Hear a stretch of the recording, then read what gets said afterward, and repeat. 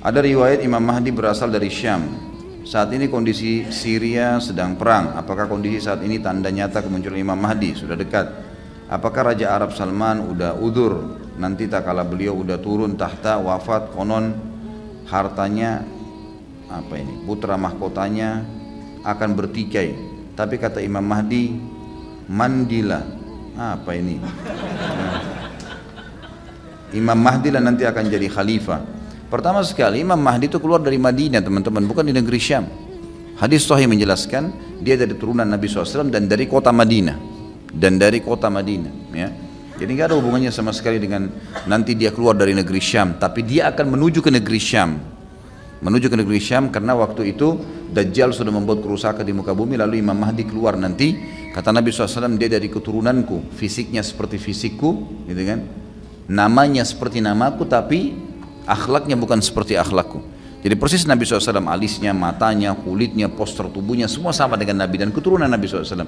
Dari Madinah. Sampai sekarang memang ada di Madinah asli keturunan Nabi SAW yang memang mereka turun temurun. Ini hadis menjelaskan masalah itu. Tapi akhlaknya tidak mungkin seperti Nabi, karena tidak ada orang yang seperti Nabi SAW, gitu kan?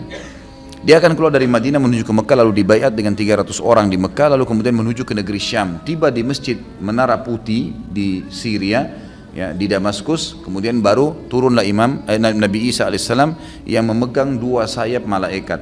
Kemudian masuk dan akan sholat. Mereka sudah tahu itu Nabi Isa, karena mereka sudah tahu hadis ini. Maka pada saat itu pun akhirnya Imam Mahdi disuruh oleh Nabi Isa untuk jadi imam. Dan kata Nabi SAW, dialah termasuk salah satu orang yang Nabi sholat di belakangnya, gitu kan? Lalu mereka kemudian menuju ke Palestina ya sekarang, ini Israel, lalu membunuh Dajjal. Jadi Imam Mahdi lewat di negeri Syam, bukan asal dari negeri Syam. Itu dulu yang pertama, gitu kan?